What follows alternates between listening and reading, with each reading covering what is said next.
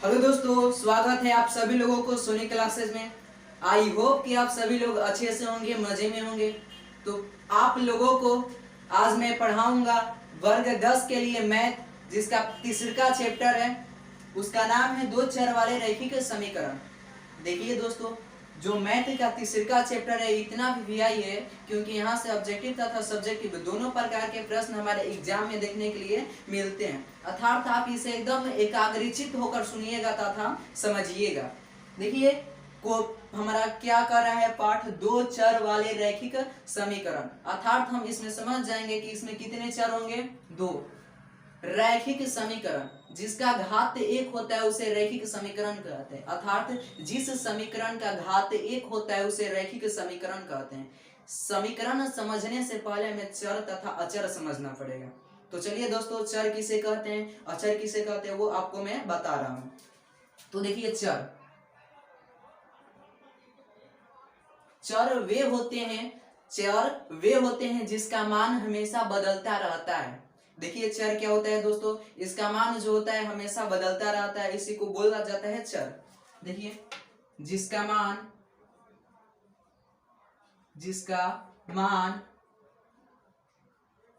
बदलता रहता है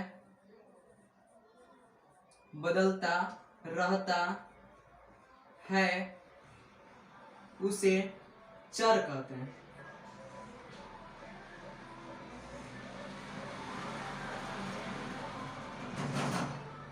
देखिए दोस्तों, हमने आपको क्या बताया है, जिसका मान बदलता रहता है उसे क्या कहते हैं, चर कहते हैं। फिर से बता रहे हैं, जिसका मान बदलता रहता है उसे चर कहते हैं। जैसे में देखिए x, y, z इत्यादि। अर्थात हम बोल सकते हैं अंग्रेजी वर्णमाला के सभी अक्षर है, स्वर हो या व्यंजन हो। अंग्रेजी वर्णमाला के सभी अक्षर है, वह स्वर हो या व्यंजन हो। स्वर में क्या होता है, देखिए दोस्तों, स्वर में क्या होता है और व्यंजन में क्या होता है आपने पढ़ चुका है, वह हम आपको नहीं बताएंगे, आप समझ जाइए। तो देखिए, जिसका मान बदलता रहता है उसे क्या कहते हैं, चर कहते हैं। जैसे देखिए x का मान कभी 1 आता है समीकरण में, तो कभी x का मान कितना आता है, 2 आता है। कभी x का मान 10 आता है तो कभी x का मान 20 आता है। कभी x का मान 10 आता है तो कभी x के मान कितना आता है, 20 आता है। अर्थात बताइए यहाँ पर x के मान बदलता रहता है कि नहीं, बताइए आप। देखिए x के मान कभी बदलता रहता है कि नहीं, हाँ, x के मान हमेशा बदलता रहता है, इसलिए इसे क्या बोला जाता है, चर बोला जाता है। अब उसके बाद आता है अचर। अब उसके बाद क्या आता है दोस्तों, अचर आता है। तो चलिए अचर आप समझ जाइए क्या होता है अचर। देखिए चर के बाद क्या होता है दोस्तों, अचर। देखिए अ मतलब होता है नहीं, अ मतलब होता है नहीं, चर मतलब होता है चर। अर्थात वे जो चर नहीं होते उसे क्या कहते हैं, अचर बोलते हैं। देखिए अ मतलब होता है नहीं, चर मतलब होता है चर। अर्थात हम क्या सकते हैं, हम क्या कह सकते हैं, जो चर नहीं होता है उसी को क्या बोलते हैं, अचर बोलते हैं। अर्थात जिसका मान बदलता नहीं है उसे अचर कहते हैं। देखिए जिसका मान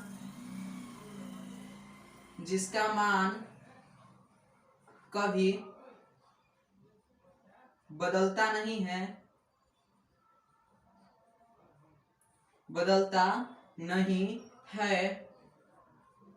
उसे अचर कहते हैं। उसे क्या कहते हैं दोस्तों, अचर कहते हैं। अब देखिए अचर में क्या आएगा, देखिए हमने क्या बताया आपको, जिसका मान नहीं बदलता है उसे क्या कहते हैं, अचर कहते हैं। चर किसे कहते हैं, जिसका मान हमेशा बदलता रहता है। जैसे मैं बता दिए, x के मान कभी 1 आएगा समीकरण में तो कभी x के मान 2 आएगा, कभी x के मान 10 आएगा तो कभी x के मान 20 आएगा, और कोई भी संख्याएं आ सकती है। अर्थात जिसका मान बदलता रहता है उसे क्या कहते हैं, चर कहते हैं। अचर किसे कहते हैं, जिसका मान नहीं बदलता उसे अचर कहते हैं। अब देखिए इसमें क्या आता है, तो इसमें आता है संख्याएं आती है। देखिए 1 से लेकर अनंत तक की संख्याएं आती है। इसमें क्या होता है, कभी 1 का मान बदलता है, कभी 2 का मान बदलता है, कभी 3 का मान बदलता है। अगर 3 का मान नहीं बदल रहा है, 2 का मान नहीं बदल रहा है, का मान नहीं बदल रहा है, तो अब बताइए वह अचर है कि अचर है, बताइए, अचर है कि चर है? अचर है, क्योंकि इसका मान नहीं बदल रहा है। अचर का देखिए मान हमेशा बदल रहा है, अर्थात बोल सकते हैं कि चर वे होता है जिसका मान बदलता रहता है, अचर जिसका मान नहीं बदलता है। अर्थात ये आपको समझ में आ गया। तो चलिए इसको मिटाकर आगे बढ़ रहे हैं। देखिए इसको मिटा रहे हैं दोस्तों।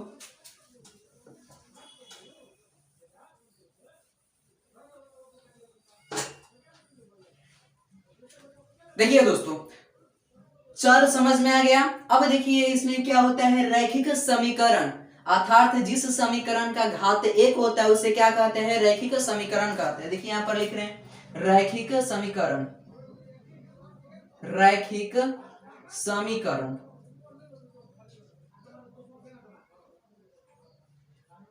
रैखिक समीकरण, अर्थात हम क्या लिख सकते हैं दोस्तों, जिसका घात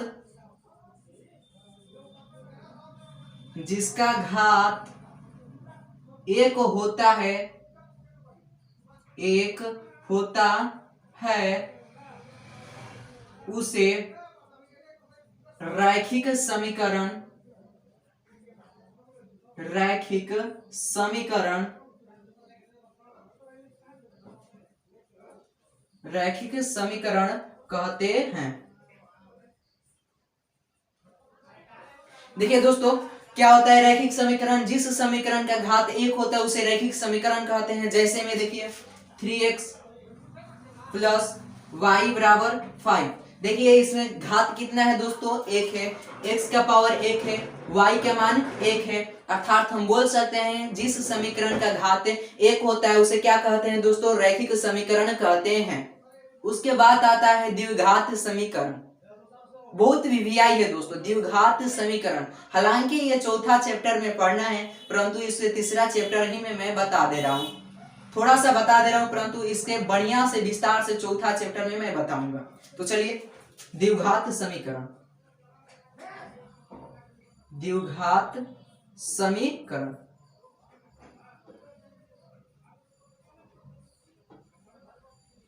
देखिए दोस्तों द्वि मतलब क्या होता है, दो, घात मतलब होता है पावर, समीकरण मतलब समीकरण, अर्थात जिस समीकरण का घात दो होता है उसे द्विघात समीकरण कहते हैं। या देखिए ऐसे भी बोल सकते हैं a x square plus b x plus c बराबर 0।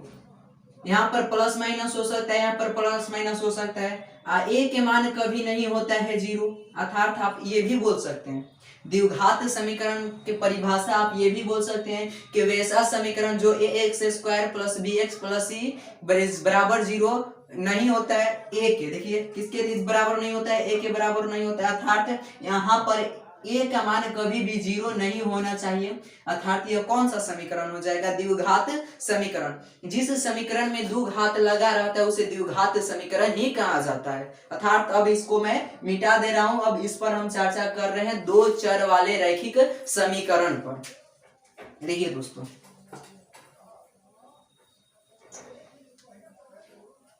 देखिए दोस्तों आपको समझना पड़ेगा कि दो चर वाले रैखिक समीकरण किसे कहते हैं, अर्थात जिस समीकरण में दो चर होते हैं और उसका घात एक होता है उसे दो चर वाले रैखिक समीकरण कहते हैं। देखिए दोस्तों दो चर वाले रैखिक समीकरण आखिर किसे कहते हैं, दो चर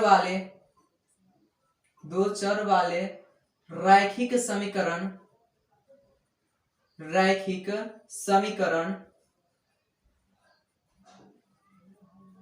समीकरण किसे कहते हैं। तो देखिए दोस्तों दो चर वाले रैखिक समीकरण किसे कहते हैं, हमने समीकरण बता दिया, चर बता दिया, अचर बता दिया, अर्थात जिस समीकरण में दो चर होते हैं और उसका घात एक होता है उसे रैखिक, दो चर वाले रैखिक समीकरण कहते हैं। फिर से खाली बता रहे हैं, जिस समीकरण में दो चर होते हैं, जिस समीकरण में दो चर होते हैं और उसका घात एक होता है उसे दो चर वाले रैखिक समीकरण कहते हैं। देखिए वही लिख रहे हैं, जिस समीकरण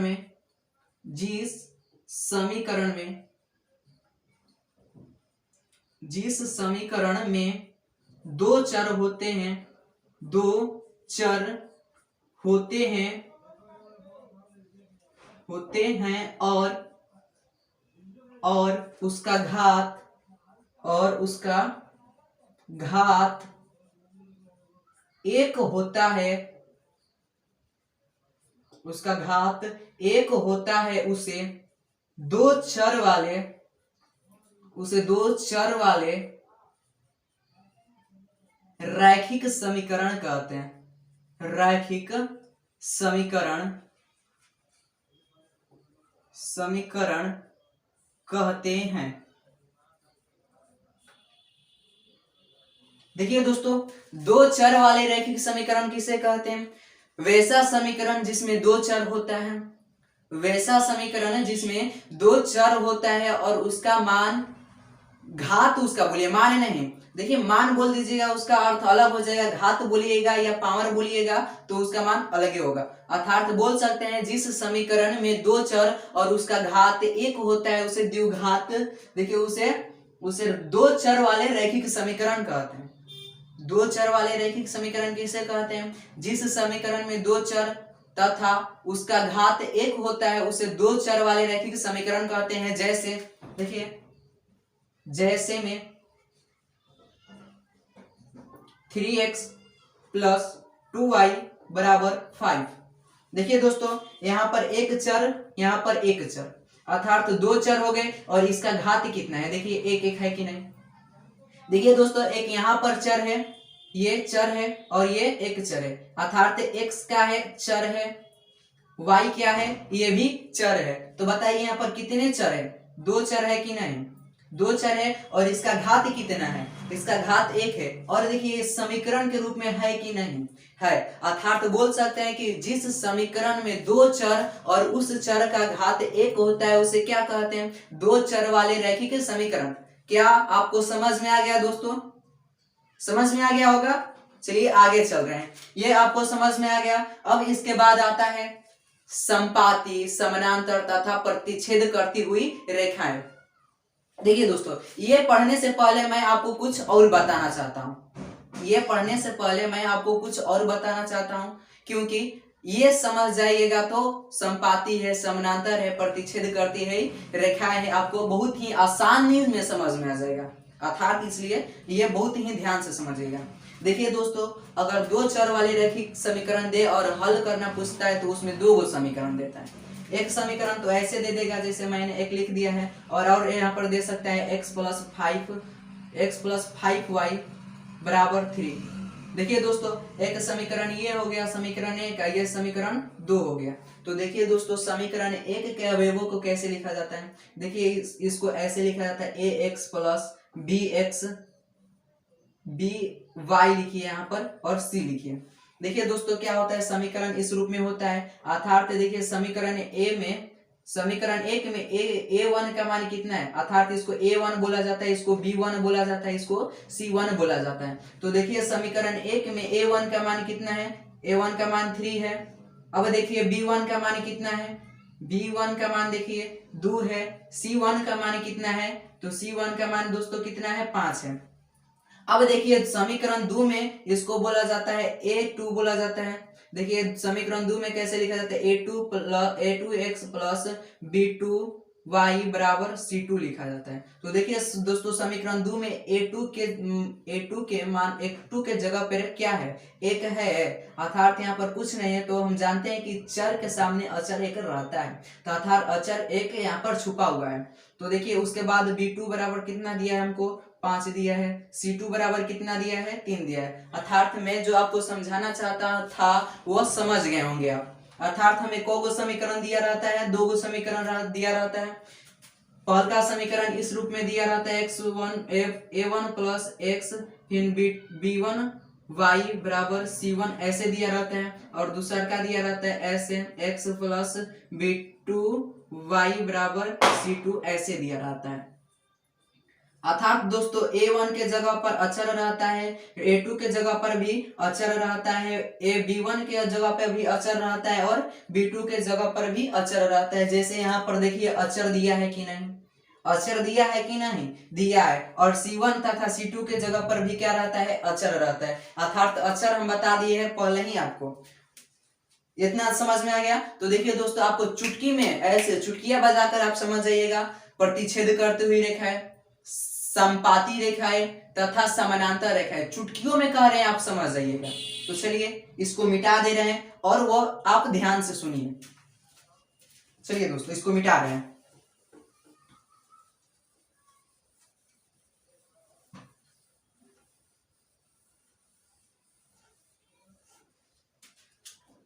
देखिए दोस्तों, अब मैं आपको बताऊंगा क्या, प्रतिच्छेद करती हुई रेखाएं।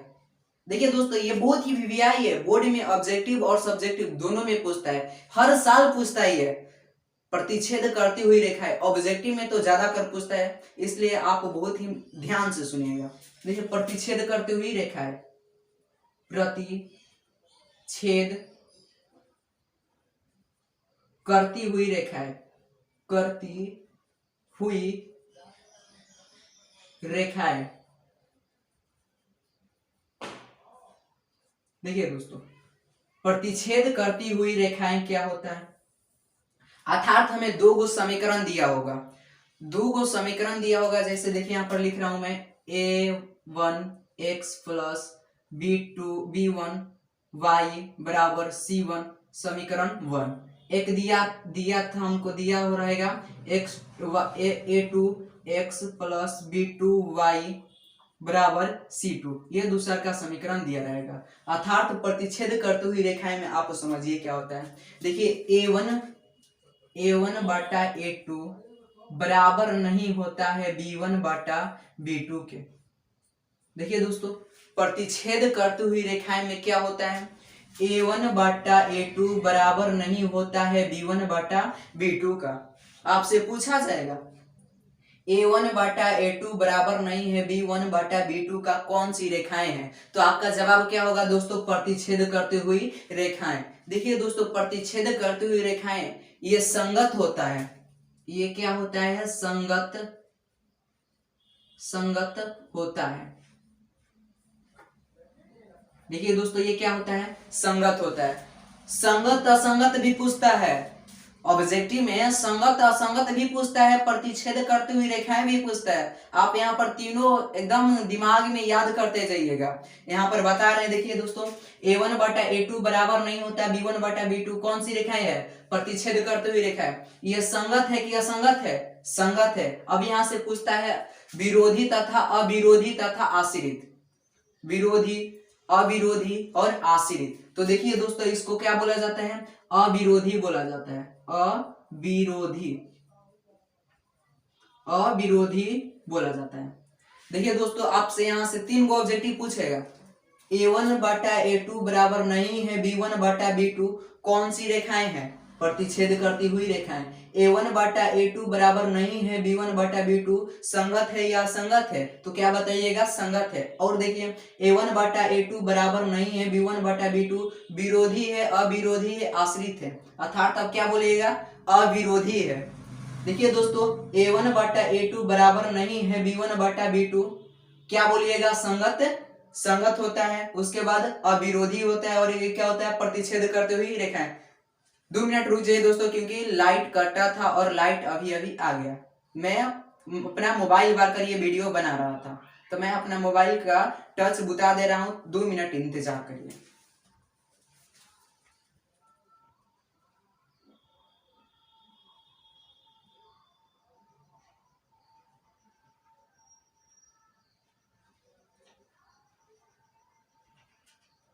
चलिए दोस्तों, हो गया।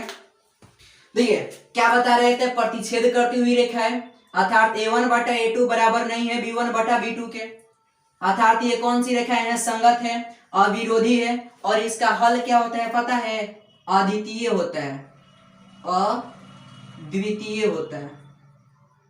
इसका हल जो होता है अद्वितीय होता है। अद्वितीय बोले तो केवल एक हल होता है, केवल एक हल होता है। देखिए दोस्तों, आपसे यहां से ऑब्जेक्टिव पूछा जाएगा, देखिए पूछ देगा प्रतिच्छेद करती हुई रेखाएं क्या होती है, तो आप क्या लिखेगा, a1 बटा a2 बराबर नहीं होता है b1 बटा b2 का। संगत होता है, अर्थात जब ऐसा पोजीशन देखे आपको तो संगत भी होता है, अविरोधी भी होता है, इसका अद्वितीय हल होता है, मतलब केवल एक हल होता है, इसका एक से अधिक हल नहीं होता है। ये संगत होता है, प्रतिच्छेद करते हुए रेखाएं होता है। क्या ये आपको समझ में आ गया? आपसे पूछा जाएगा a1 बटा a2 बराबर नहीं है b1 बटा b2, कौन सी रेखाएं हैं?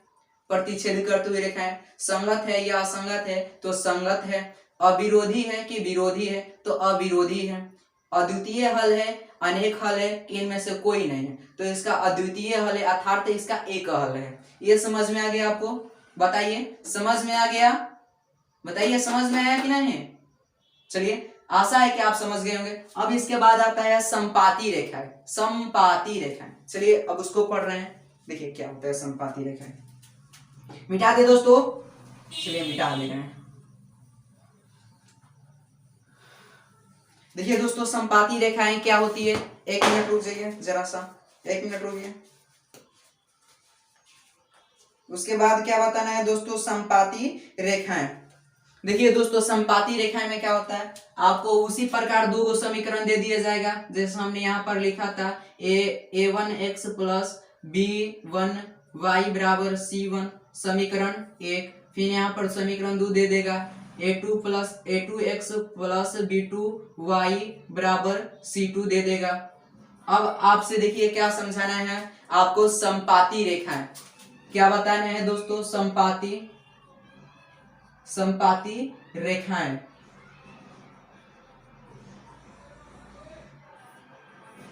देखिए दोस्तों, संपाती रेखाएं क्या होता है? देखिए a1 बटा a2 बराबर b1 बटा b2 बराबर c1 बटा c2। देखिए दोस्तों, इसमें सब बराबर होता है। a1 बटा a2 b1 बटा b2 बराबर c1 बटा c2, अर्थात a1 बटा a2 b1 बटा b2 c1 बटा c2 सभी आपस में क्या होते हैं? बराबर होते हैं। इसी को बोला जाता है संपाती रेखाएं। इसको बोला जाता है क्या है? ये क्या है? ये भी संगत है। इसको भी संगत बोला जाता है दोस्तों। इसको भी क्या बोला जाता है? संगत है। देखिए 1 मिनट, कॉल आया है मेरा। ये भी क्या है दोस्तों? संगत है। ये भी क्या है दोस्तों? तो संगत है। देखिए आपसे पूछा जाएगा संपाती रेखाएं क्या होती है, तो a1 बटा a2 बराबर b1 बटा b2 बराबर c1 बटा c2 क्या होती है? संपाती रेखाएं। संगत होता है और यहां से यह आश्रित होता है, यह आश्रित होता है, आश्रित होता है। यह क्या होता है दोस्तों? आश्रित होता है। यह क्या होता है? यह क्या होता है? इसका मान देखिए, यह आश्रित होता है, इसका मान अनेक होता है, अपरिमित रूप से अनेक हल होता है इसका। देखिए अपरिमित रूप से, अपरिमित अपरिमित रूप से, अपरिमित रूप से अनेक अनेक हल होता है इसका, होता है इसका। अर्थात देखिए दोस्तों, आपसे ऑब्जेक्टिव में कैसे कैसे पूछा जाएगा। अपरिमित रूप से अनेक हल किस रेखा का होता है? तो संपाती रेखा। इसका हम कैसे पहचानते हैं? तो a1 बटा a2 बराबर b1 बटा b2 बराबर c1 बटा c2 होता है, और यह संगत होता है, आश्रित होता है और अपरिमित रूप से अनेक हल होता है। क्या यह आपको समझ में आ गया? बताइए दोस्तों, क्या यह आपको समझ में आएगा? चलिए फिर से खाली बता दे रहे हैं। देखिए दोस्तों, संपाती रेखाएं क्या होती है? a1 बटा a2 बराबर b1 बटा b2 बराबर c1 बटा c2। ये संगत भी होता है, आश्रित भी होता है, अपरिमित रूप से अनेक हल होता है। अब इसके बाद आता है समानांतर रेखाएं। समांतर रेखा या समानांतर रेखा। देखिए दोस्तों, समांतर रेखाएं, रेखाएं। देखिए दोस्तों, अब समानांतर रेखाएं में क्या होता है? समीकरण तो हमको दो देवे करेगा, हम जानते हैं कि ऐसा ही देगा। तो देखिए दोस्तों, a1 बटा a2 बराबर b1 बटा b2 बराबर नहीं होता है c1 बटा c2 का। देखिए दोस्तों, समानांतर रेखा में क्या होता है? a1 बटा a2 बराबर b1 बटा b2 बराबर नहीं होता है c1 बटा c2 का। ये कौन सा रेखाएं हो जाएगी? समानांतर रेखाएं हो जाएगी। ये पता है दोस्तों कौन सा होता है? संगत होता है कि असंगत होता है? यह असंगत होता है, यह असंगत होता है। देखिए दोस्तों, यह असंगत होता है, यह विरोधी होता है, यह क्या होता है, विरोधी होता है, यह विरोधी होता है, इसका कोई हल नहीं होता है, इसका इसका कोई हल नहीं होता है। देखिए दोस्तों, आपसे एग्जाम में पूछा जाएगा, ये जो तीनों बताए बहुत ही इंपॉर्टेंट है, VVI है, हर बार ये पूछा जाता है ऑब्जेक्टिव में। देखिए दोस्तों, आपसे क्या पूछा जाएगा, प्रतिच्छेद रेखा करते हुए रेखाएं क्या होती है, A1 बटा A2 बराबर नहीं होता है B1 बटा B2। प्रतिच्छेद करते हुए रेखाएं को क्या कहते हैं, अविरोधी बोलते हैं, और क्या बोलते हैं, अद्वितीय हल है इसका, और क्या बोलते हैं, ये संगत है और प्रतिच्छेद करते हुए रेखाएं हैं। किसको, A1 बटा A2 बराबर नहीं हो B1 बटा B2 को, उसको क्या बोलते हैं, प्रतिच्छेद करते हुए रेखा है, अविरोधी है, और क्या बोलते हैं, इसका अद्वितीय हल है, मतलब इसका एक हल है, ये सब बोलते हैं। और इसमें क्या बोलते हैं, संपाती रेखाएं में, संपाती में बोलते हैं A1 बटा A2 बराबर B1 बटा B2 बराबर C1 बटा C2। ये भी संगत होता है, ये भी संगत होता है, ये आश्रित होता है, परंतु ये आश्रित होता है, इसका अपरिमित रूप से अनेक हल होता है। समानांतर रेखाएं क्या होता है, A1 बटा A2 बराबर B1 बटा B2 बराबर नहीं होता है C1 बटा C2 का, यह असंगत होता है, विरोधी होता है, इसका कोई हल नहीं होता है। देखिए दोस्तों, तीनों बता दिए, असंगत होता है, विरोधी होता है, इसका कोई हल नहीं होता है, ये आश्रित होता है, संगत होता है, अपरिमित रूप से अनोखा होता है। आप प्रतिच्छेद करते हुए रेखा यहाँ पर लिख दे रहे हैं, देखिए प्रतिच्छेद करती हुई रेखाएं, करती हुई रेखाएं। बताइए दोस्तों, हमने ऊपर बता दिया, बताइए, हम लिखते जा रहे हैं, A1 बटा A2 बराबर नहीं हो किसके, B1 बटा B2 के, अर्थात यह कौन है, संगत है, ये क्या है, संगत है, अविरोधी है, अविरोधी है, उसके बाद अद्वितीय हल है, अद्वितीय हल है, अर्थात इसका एक हल है, इसका क्या है दोस्तों, एक हल है। क्या दोस्तों, जो आज मैं बताया कि आपको समझ में आ गया? अगर आपको समझ में नहीं आया तो एक दोबारा वीडियो देख लीजिएगा, आपको टोटल समझ में आ जाएगा। तो देखिए दोस्तों, ये चैप्टर जो है आपके बोर्ड के लिए बहुत ही VVI है। मैं आपसे आशा रखता हूं कि ये आप जब एग्जाम में जाए तो ये चैप्टर को क्लियर करके जाए। कि यहाँ से देखिएगा, यहाँ से दीर्घ उत्तरीय प्रश्न भी पूछा जाता है, लघु उत्तरीय प्रश्न भी पूछा जाता है, और अति लघु उत्तरीय प्रश्न पूछा जाता है। अर्थात 1 नंबर का भी प्रश्न पूछा जाता है, 2 नंबर का भी प्रश्न पूछा जाता है, और 5 नंबर का भी प्रश्न पूछा जाता है। अर्थात आपसे आग्रह है कि जब आप परीक्षाओं में बैठे तो इन सभी क्वेश्चन तथा इस चैप्टर में उपस्थित सभी प्रश्न का अध्ययन कर बैठे, क्योंकि यहाँ से अत्यधिक प्रश्न पूछे जाएंगे। तो चलिए दोस्तों, मिलते हैं नेक्स्ट वीडियो।